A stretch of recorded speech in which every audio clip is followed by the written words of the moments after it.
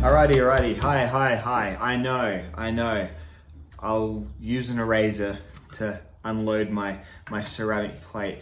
You know, what you need to understand about me is I'm incredibly chaotic, and I'm literally go from like playing the Final Fantasy 16 Rising Tide expansion pack to like gonna make a video, and here I am, and before I know it, I'm like already sharpening, and then I'm looking at the thing as I'm going, and I'm like, well, I can't stop the video, but that does need to be unloaded. So let's take a breath, get into the zone, and momentarily unload the strop with an eraser. It does work. Everyone is right. You are right. You're absolutely correct. This is the way to unload your ceramic plates and things like that. So let's do it.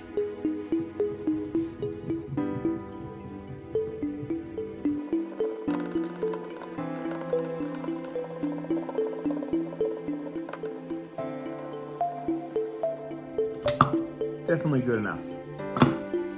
Alrighty, so for today's lesson in panic sharpening, we're going to do the ultimate panic.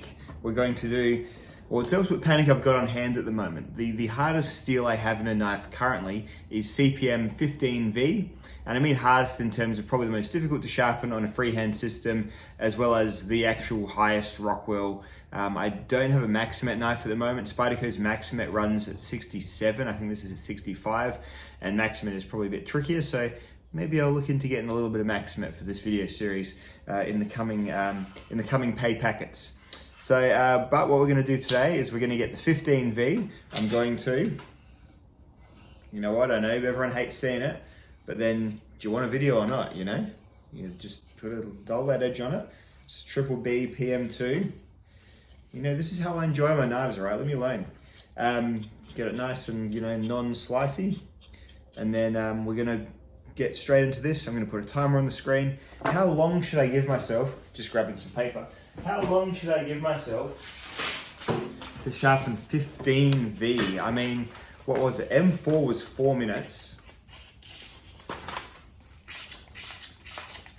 That dull boy.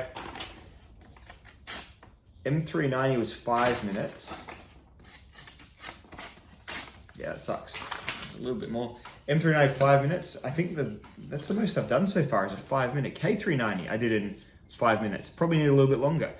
Oh, you know what? Let's go. 6 minutes is probably what K390 needed. Let's go 7 minutes. 7 minutes for 15V Spyderco on this very simple 3-stage system in 7 minutes. So when my clock right now says 9, I'm gonna stop. It's in 4 seconds I'm starting, and I'll put a timer on the screen for you all. Go!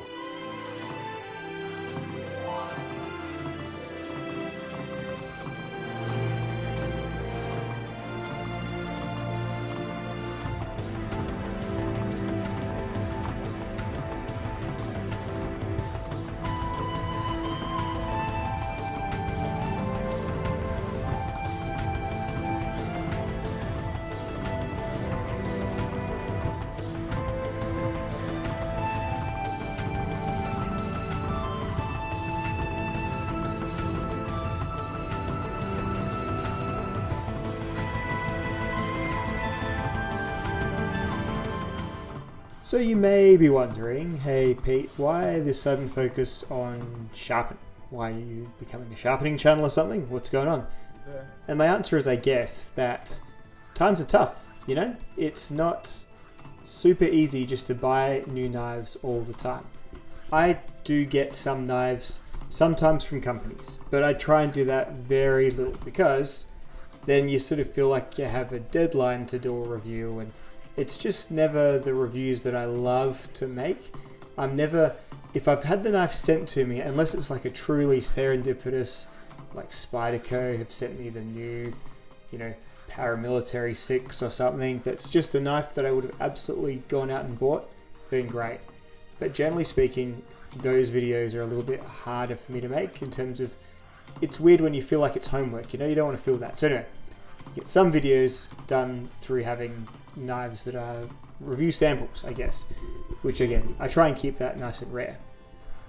So that leaves the bulk of the knives on this channel. The most of them are stuff that I buy for myself, so just things that I will go and browse on Knife Shop or Aussie Knives or sometimes like DLT or one of those sort of shops and pick something up for use and eventual review. It's a bear. That being said, I don't know how it's going wherever you are, but it just feels like everything's tougher. It's probably also the stage of life I'm in. Your kids do not get cheaper as they grow older. You know, we get like, and it's just, you just don't say no to stuff that's going to develop your kids. Like, got our son like a $2,500 drum kit, you know, and that doesn't come easy to us, but of course that's what you're going to put your money into. And like, I would just feel silly. Sorry, son, you can't have that new thing that's going to make you a more rounded human because daddy needs a 37th knife. Like, it's just not how it's going to happen. So that's probably the main thing. Like, as our kids get older, their hobbies and the things that make them well-rounded humans get more expensive and more advanced. So that is where a lot of our money's going. And the other stuff, well, it's probably just the times. 4 minutes, jeez. Luxuriated on that one a bit, didn't I? Righto. Not to whinge too much, because I know I am speaking from a position of privilege. I'm lucky enough to be in Australia. You know, it's easy to think you can get a home run when you're born on second base, you know? So I am not under any illusions that I've got it hard or anything like that. Of course not. No. I am just saying that we own a home, so our mortgage has like gone up, like the interest rate has gone up. Probably by about like $400 since we bought the house per fortnight is what we're paying on our mortgage to like make extra rather than just the minimums. We've always tried to make extra. Again, we're not, you know, we're speaking from a position of privilege here, but these are things that I would just feel silly buying new knives versus making an extra payment on a debt, you know? I don't have any credit cards or anything like that. So, you know, any debts I do have are things that are like kind of big and monolithic. So I just feel better paying them down because I'm always working towards that goal of being zero debt. So yeah, that's just kind of where we're at in life at the moment.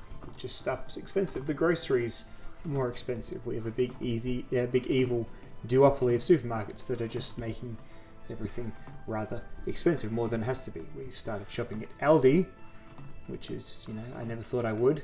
I always like my brands to be normal, but you eventually realize that when you've got the wolf at the door, the brand doesn't matter. So that's something that we've done as well. But yeah, anyway, what I'm getting at is, whilst we're not struggling terribly, we're at that point where $350, $400, even $200 is a lot of money because there's just so many other things that would feel more sensible to put it in. A couple of years ago when we're still renting, yeah, just buy a knife, wham bam, all done, great. But it's just sort of not quite that time at the moment of our life. So sharpening systems, you spend a little bit on a new sharpening system, but you can spread that across your whole knife collection to make sort of fresh use on all of your knives and also learning a new skill at the same time.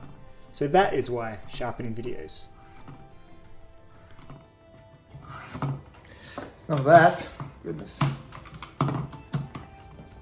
Feel time pour on this knife here.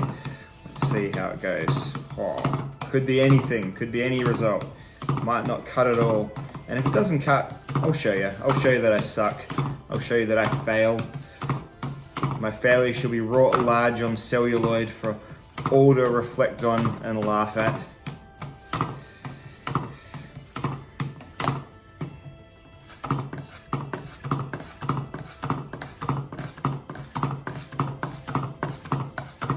One minute of honing.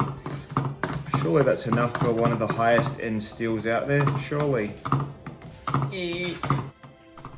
Anyway, I'm still obviously going to buy knives when I have like Patreon money or when the YouTube channel, like the ad revenue does hit, which is like enough to perhaps warrant a new knife guilt-free every month, which is really, really cool. And again, luckier than a lot of y'all. So it's also a bit like, I'm never going to go and buy like a million of those like O-Knife knives or QSP knives. I'm not into the super budget stuff. There's lots of channels that do. This is kind of my way of perhaps being a bit more of a not rubbing it in your face, budget-minded channel for a bit, just showing that for less financial outlay, you can enjoy the knife hobby for just as much, if not more. I'm really, really enjoying this bent on sharpening at the moment. So yeah, that's my thoughts. Right. Well, I don't know. I know I always say this. I don't know. It was not cutting paper. It was dull as shit beforehand. Eyes closed. Sounds good. Eyes open. Feels good. Looks good.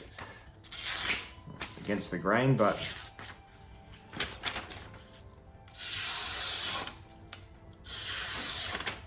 I've just left my heel slightly unsharpened, just right at the beginning of the knife, and I think that's just these little right angle parts of some of the spydercos. It's just hard to any stone that's not got a completely,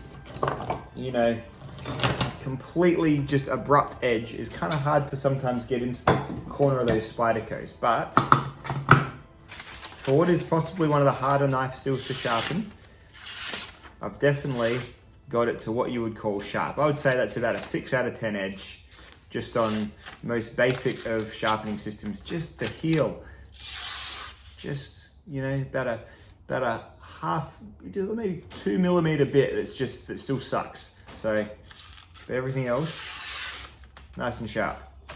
All right, I am relatively happy with that one, and it does just go to show that just with a little bit more time, you'll be able to really sharpen basically anything on this pretty basic system.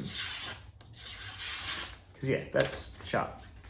All right, yep, but of course, something with more time or staged system, things like that are gonna get you a better edge, but you can certainly, using this guy here, I think this settles it. You can literally sharpen anything in your collection with this tool here. It's just a matter of how much time you give yourself.